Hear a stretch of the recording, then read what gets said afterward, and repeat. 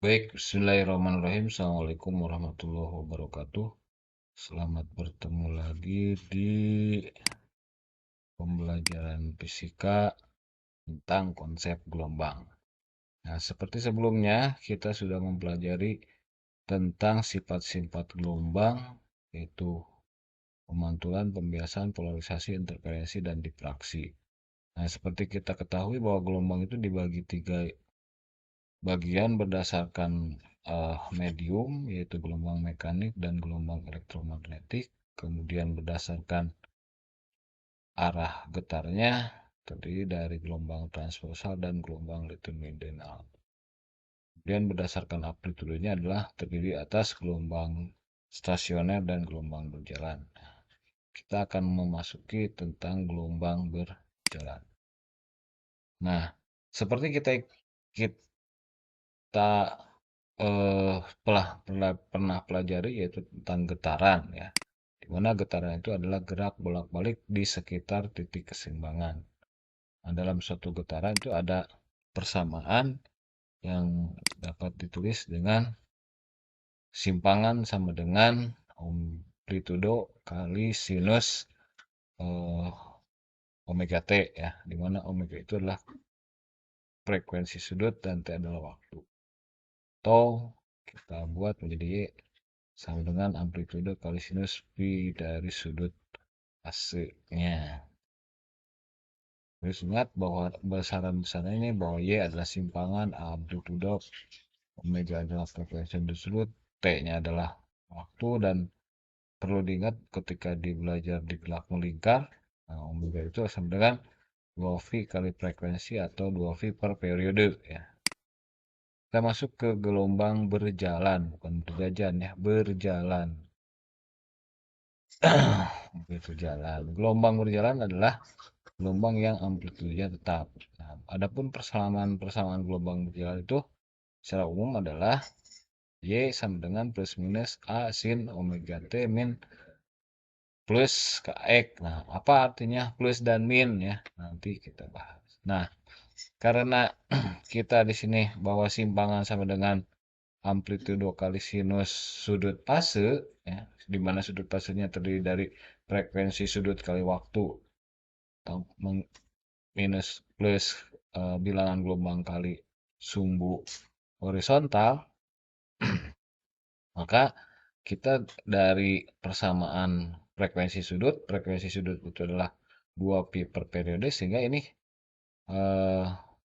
2V-nya dikeluarkan karena K itu adalah bilangan gelombang, di mana K itu adalah 2V per lambda, ya. Sehingga ini bisa dibuat seperti ini. Kemudian kalau eh, dengan frekuensi getar, ya, sehingga ini 2V kali F, ya, 2V F, ya, ininya sama, ya. Ingat, ini variabel-variabel yang harus diingat ketika menuliskan persamaan itu, sehingga kita tidak bisa panjang-panjang menulis, juga kita hanya menggunakan simbol-simbol saja. Nah, ini eh, adalah ilustrasi gelombang jalan di mana dari titik A ke titik B. Bagaimana simpangan di sebuah titik P yang berjarak X dari titik awalnya.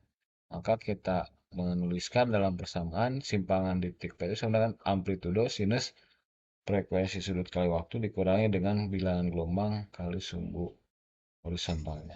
Nah, tadi kan ada A plus minusnya, maka jika A-nya positif, gelombang mula-mula bergerak naik ke atas. Sedangkan A-nya negatif, maka gelombang mula-mula turun, ya.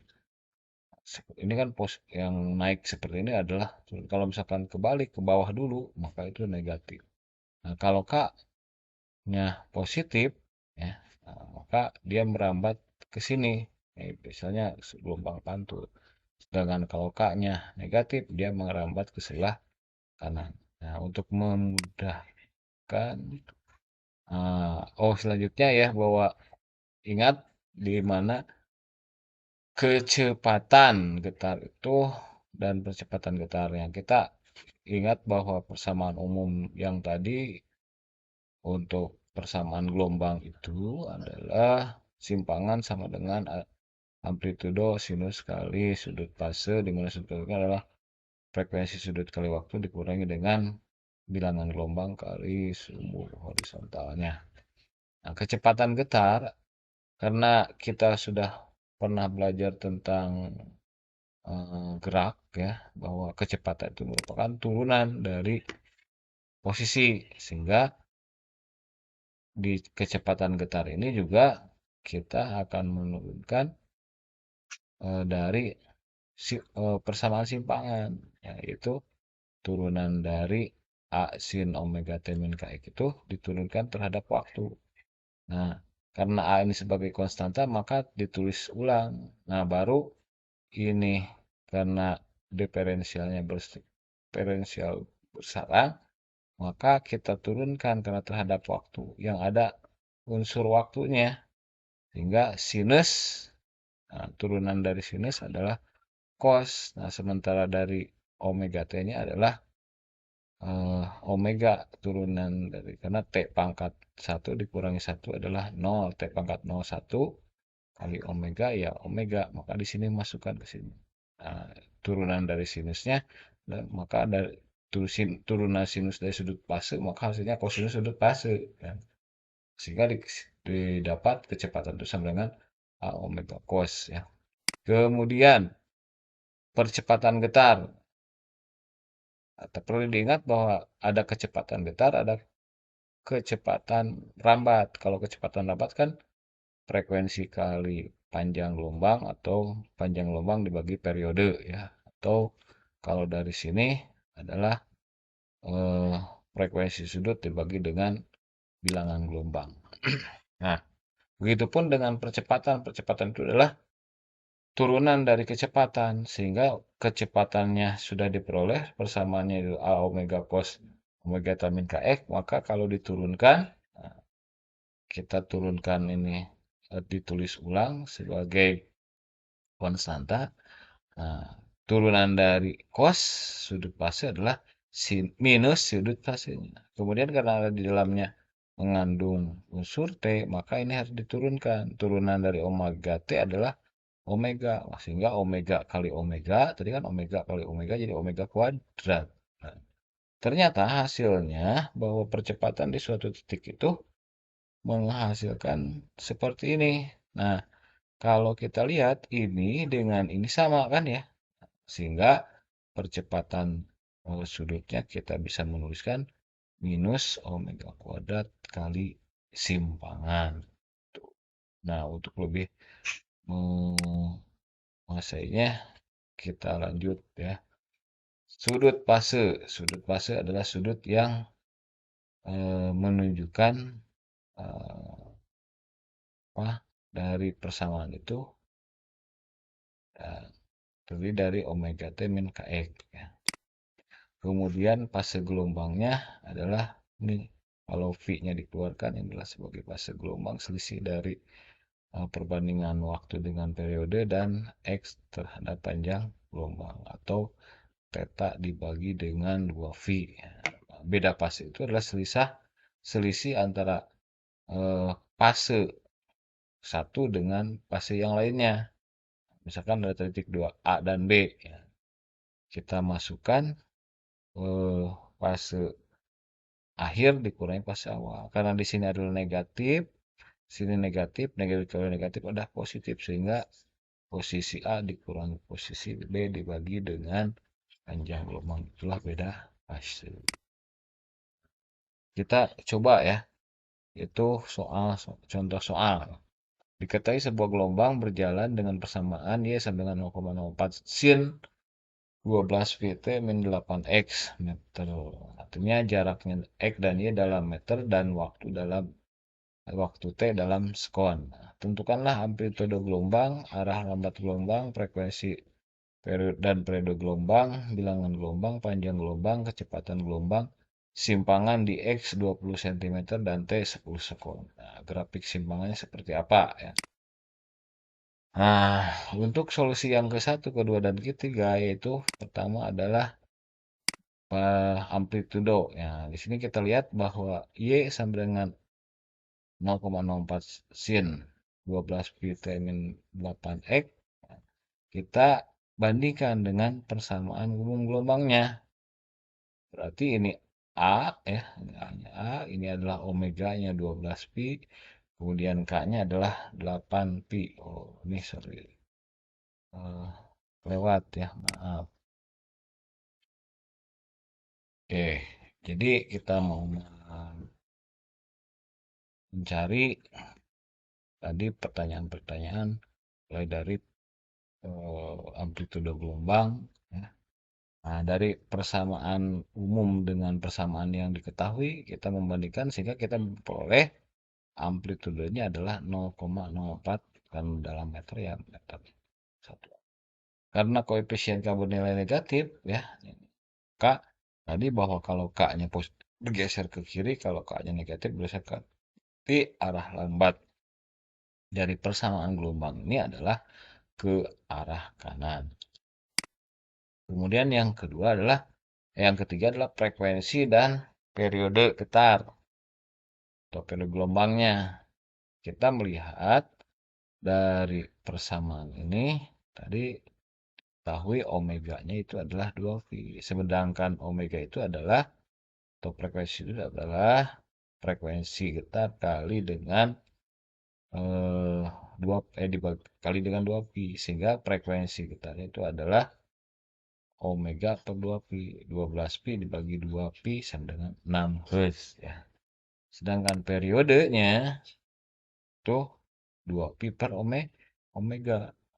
Karena omega itu sama dengan 2 pi per T atau periode. Sehingga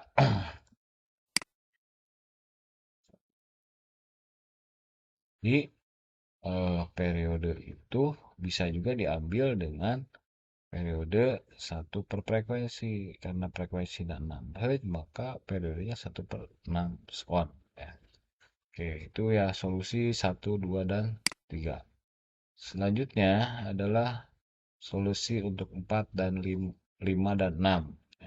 Apa 4, 5, dan 6 itu tadi? Ya, yang pertama adalah bilangan gelombang atau K. Nah, saya tadi bahwa dari persamaan ini dibandingkan dengan persamaan umumnya, maka K-nya itu adalah bernilai 8V atau 8 kali 3,14.